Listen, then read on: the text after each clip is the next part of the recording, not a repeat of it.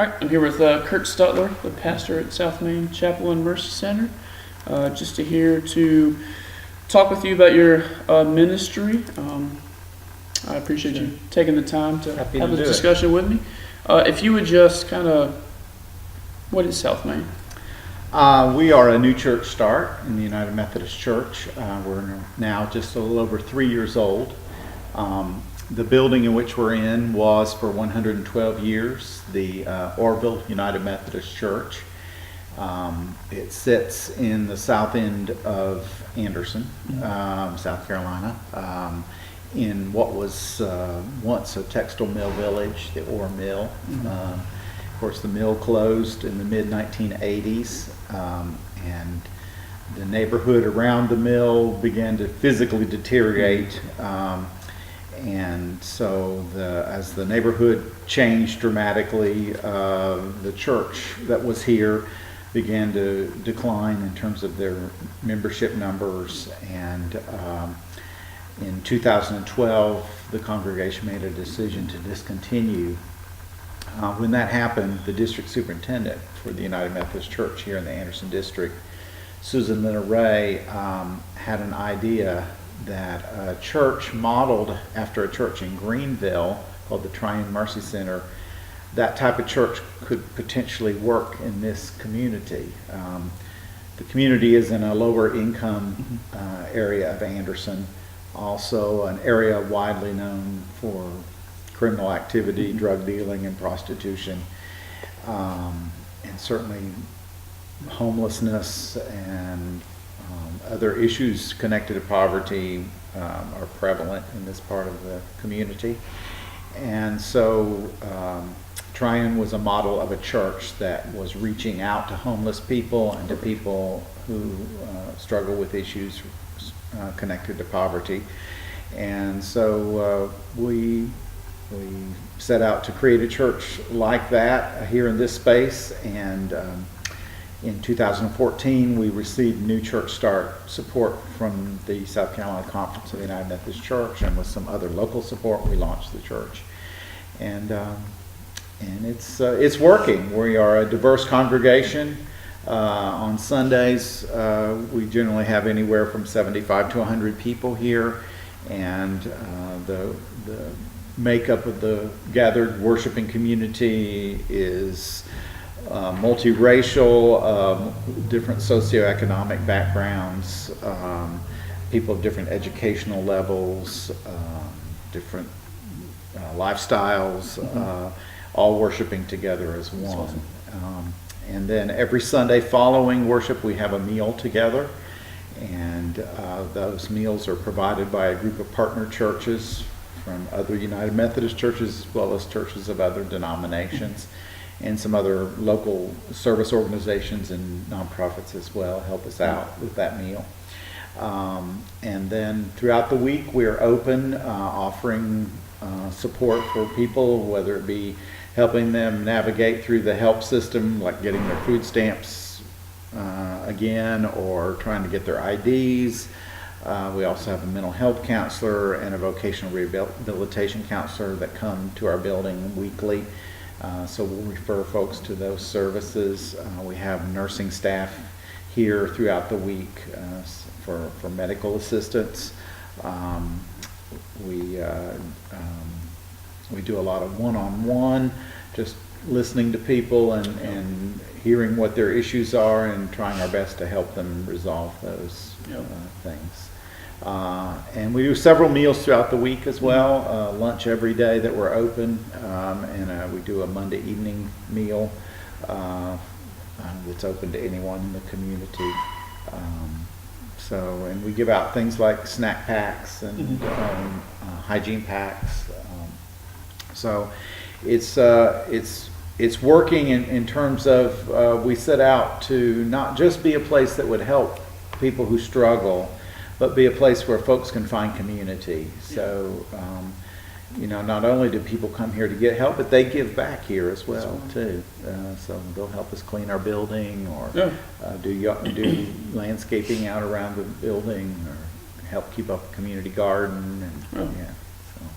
So how many, unique individuals do you see maybe in a typical week? Like how many people come through the doors? That's kind of hard. Probably about 150 maybe on a typical week. 150 different folks at various points in the week. And our philosophy is just kind of meet folks where they're at. Yeah, absolutely. Assess their situation, and if there's things that we can do to help them. So, we're not a large scale nonprofit in terms of, people stand in line but we're here just to do a lot of one-on-one interaction with people and remind them that they are a child of God and they are loved. And even if we can't solve all their problems, we'll be here to support them the best way we can. So, what kind of successes have you seen? Well, we have seen people that were not employed, and we've helped them find employment. We've helped folks get connected with mental health services that had not ever been or had not been for a long time. We've seen people who have been off their medications, whether it be for mental illness or physical illness, that we were able to connect them with medical services and help them get their prescriptions filled. We've had several folks that, when we first met them, had been chronically homeless and now are housed. That's wonderful. So in that vein, I think those I count as success. We have an individual here that suffers with a significant mental illness, and I often say that I've had to redefine my definition of success. The first few times she attended worship, she couldn't make it through the whole service without cursing someone out. But we've stuck in there with her, and so more recently she's been able to make it all the way through church, and so I see that as a success, and she now has a place that she can claim as her faith community. That's wonderful. So we talked earlier, and I knew you were a pastor before. How do you feel this, not that the other charges or appointments have not been beneficial to you, how do you feel like this specific congregation or appointment has impacted your personal relationship with Christ? Well, I think the first time I encountered a congregation like this was the church in Greenville. And when I visited there and joined in worship, I found myself in tears through much of the worship service. And as I reflected upon that, I felt a closeness to God that I had probably never in my life experienced to that depth. And now I experience that here. And how I explain that is that the diversity of the congregation, to me, reflects the kingdom of God. Absolutely. As it is in heaven, except as close as we can get to it here on earth. And there is something about the power of God's Spirit that when people are willing to lay down their fears and they're willing to in faith step across boundaries and let walls be broken down, that the power of God is experienced in a way not possible in places where we've segregated ourselves off.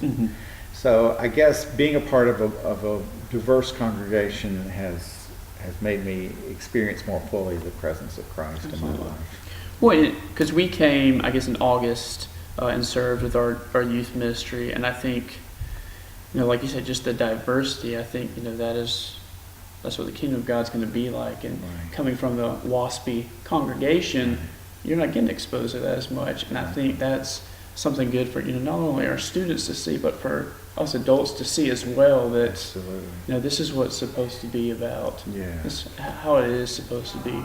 There's something also very freeing about being in a faith community where the pretense is laid down and or not even possible. In other words, to be a part of a faith community where there are people who struggle in life and they can't hide that. Their ability to hide that has lost, if they ever had it. And it allows the rest of us who also struggle, but we've been taught to keep our struggles within ourselves. You ask someone how they're doing? Good. You just yelled at your family the entire way to church that morning. Right. Right. Yeah. So there's a gift that folks who struggle give to those of us who do struggle but have not been as good at being open about that. So, absolutely. yeah. So where do you see the South Main Chapel and Mercy Center in maybe 5 years, 10 years? Where do you see y'all moving forward?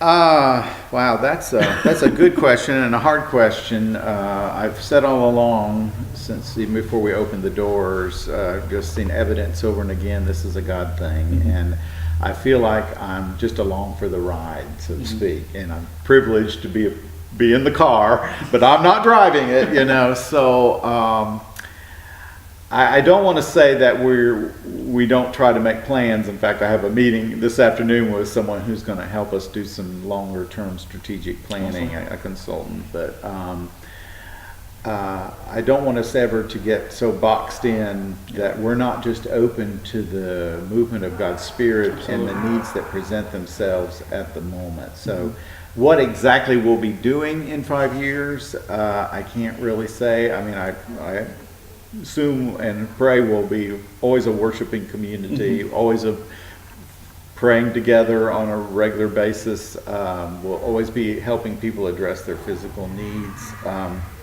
I think as we grow relationships, one of my hopes and dreams is that maybe we are able to work more intensely with folks who show the interest and capacity to transition from poverty to a life free from poverty. So I hope we have some ability to do that maybe in a more intensive way in the future. But I also, though, always want us to be a place that will be there for and working alongside those who may never move out of poverty, who will all through the remainder of their lives struggle with serious mental illness or addiction problems. You know, of course, we would love it, particularly when it comes to drugs and alcohol, if everyone who struggles with that issue could be completely set free from it. But just like with any illness, we know that in this life that doesn't always happen. So if that doesn't happen for someone, I still want them to believe that they have a faith community where they will be loved and accepted. So I guess more a short-term thing, because I've talked to Michelle, who y'all just recently hired and brought on, and she had asked me about some people for bike repair, because that's what a lot of people use for transportation. Haircuts, kind of like a haircut ministry. So what are like some short-term, maybe 6 months to a year? Like what are some kind of projects on the horizon? Well, those are two good ones that you've mentioned. I have to give some thought to that. I mean, we have some physical projects around the facility that I'm hoping will get accomplished over the next year or so. We desperately need a parking lot where we swim when it rains really hard. And we got some interior repairs to do from old roof leaks, and need some improved lighting outside and things of that nature. In terms of working with people, helping them gain transportation. We're just getting ready to hire on a new facility manager, and one of the things I'm hoping he'll be able to do is maybe start working a little more closely with a lot of our folks who come through the doors who have good skills, and maybe they just need those skills honed a little bit in terms of work skills I'm talking about. And if we can maybe even develop something where folks work here some during the week, and it'll help them build a resume, absolutely, and that could maybe move them on to employment, to help them move on to employment somewhere else. So, All right. Is there anything else you want to particularly put out there? I mean, before the interview, we talked for probably an hour and a half. So we talked about it already. I've talked with other people who have a dream of starting a church like this, and one of the things I always say is don't try to do it on your own. I come across people from time to time that seem to out there trying to do lone ranger ministry, and to me, this kind of work it'd be very difficult to do without a lot of good connections with your community and partnerships with other organizations. So, that's been important for us to reach out and to ask folks to help us, and almost always people say yes, if they can. And to value those partnerships and nurture those partnerships, I think are important for a ministry like this. I think whenever I'm doing ministry in youth, I always like to look to that example of Jesus, and Jesus being perfect, knowing everything, he still had a group of 12 people. That's right. That he kept with him all the time, Right. Helping and assisting. So, Exactly. absolutely, if Yeah. Jesus did it, we can do it. Yeah, exactly. That's right. If he needed it, we definitely Absolutely. need it. Well, I appreciate you Yeah. so much. All right. Well, letting me thank hang out with you. you all and, Oh, we doing enjoyed this. this. Please come back. Absolutely. I think we're coming back in.